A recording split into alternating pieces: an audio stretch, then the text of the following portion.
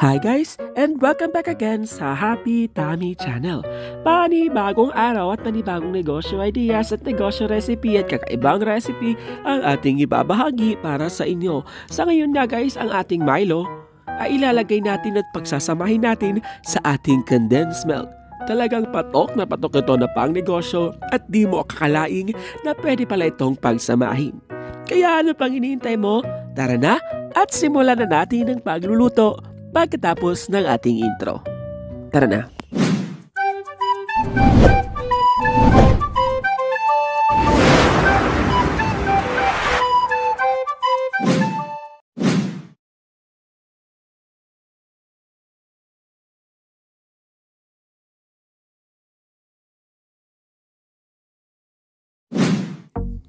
At para sa ating unang procedure sa isang pan nga, ay maglagay muna tayo ng ating 1 can ng ating condensed milk. And then ilagay na rin natin ang isang sachet ng ating Milo. So ayan guys, hindi pa nakabukas yung ating kalan. So isang sachet lang ng Milo ang ating ilalagay dito. Hindi po ito sponsor, kaya baka naman Nestle. So ilagay na natin ng isang buong sachet ng ating Milo and then mix lang natin siya. Mix lang natin na mag-combine yung ating Milo or ma-dissolve dun sa ating condensed milk. Pag na-dissolve na ito, bubuksan na natin yung ating pan. Low-medium heat na apoy lang. Low-medium na apoy ang ating gagamitin lang dito para hindi agad masunog yung ating condensed milk at Milo. So antay lang natin siyang medyong kumulo at maging malapot.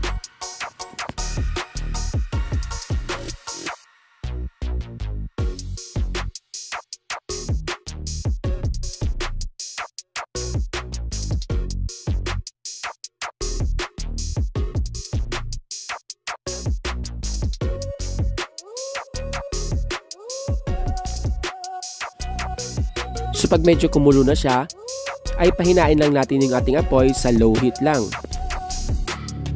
And then maglalagay tayo dito ng slurry para medyo maging malapot yung ating mixture. So ang ating slurry ay gawa sa cornstarch at tubig. So konting slurry lang, 1/2 cup ng ating slurry ang ating ilalagay dito. And then mix lang natin ito at pakuluan lang muna natin siya para mag-curdle siya.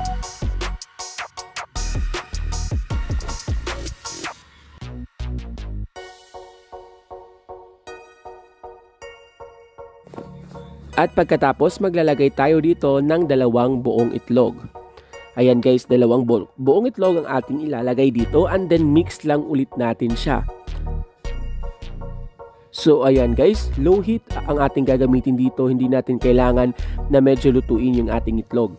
So mix lang natin ito at antayin lang natin na mag-curdle ito. Ayan guys, mas maganda kung egg yolk lang ang ating gagamitin dito at tanggalin natin yung egg white, pero dahil nandyan na yan, panindigan na natin. So pakuluan lang natin ito. Antayin lang natin mag-curdle. At pag medyo okay na to, ay set aside lang muna natin siya. And then palalamigin natin. So ito na nga guys. Habang pinapalamig natin ay gagawin muna natin yung ating lumpia wrapper. So meron lang tayo dito lumpia wrapper. Siguraduhin lang natin na fresh pa at bago pa yung ating lumpia wrapper. And then tatanggalin lang natin itong isa-isa. Pero bago nyan guys, ay cut lang natin ito muna into halves dahil medyo malaki yung ating lumpia wrapper. Pero kung gusto mo naman malaking lumpia ay pwede naman hindi nyo na i-cut into halves. Pero ang ating gagawin ngayon ay magdenegosyo tayo, so cut lang natin ito into halves. And then, isa-isahin lang natin itong tanggalin.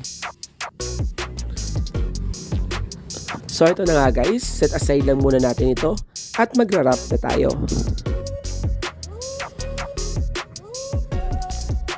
At para sa ating pag-wrap, ito lang ating mga kakailanganin, yung ating lumpia wrapper, yung ating egg white para sa ating pangdikit, at yung ating Milo condensed mixture. So para sa ating unang procedure, maglagay lang tayo ng 1/2 tablespoon ng ating Milo condensed mixture at ilagay natin dun sa ating lumpia wrapper at wrap natin ito at brush lang natin ng egg white para ma-seal yung ating lumpia. And then repeat the process lang hanggang maubos na nga yung ating lumpia wrapper. Ayan guys, nakadepende sa iyo kung gaano karaming ubi mixture ang iyong ilalagay. ang ating linagay dito ay 1/2 tablespoon lang. Pero kung gusto mong pang maramihan ay pwede mo itong gawing 1 tablespoon. Pero kung magnenegosyo ka naman ay pwede mong i-reduce yung amount ng ating Milo condensed mixture. So sa pagharap naman ay napaka-basic lang naman ito. And then brush lang natin ito ng egg white.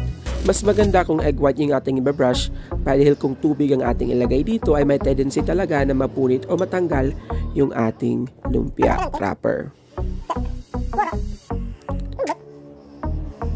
So ayan guys, set aside lang muna natin ito at magpiprito na tayo. Sa isang pan nga ay magpainit muna tayo. Pag medyo mainit na siya ay maglalagay na tayo dito ng ating oil. So malagay lang tayo ng oil. So mas maganda kung naka-deep fry tayo. Pero dahil konti lang yung ating budget ngayon, pwede na to. And then antayin lang natin uminit yung ating oil and then ilagay na natin yung ating Choco Milo lumpia. So lutuin lang natin ito ng 2 minutes lang. Mabilis lang ang pagluto nito dahil luto na yung ating filling.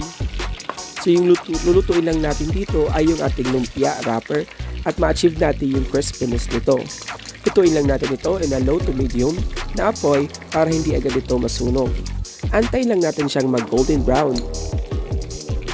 And then constantly flip lang natin ito at lutuin natin ng other side ng 1 minute na lang.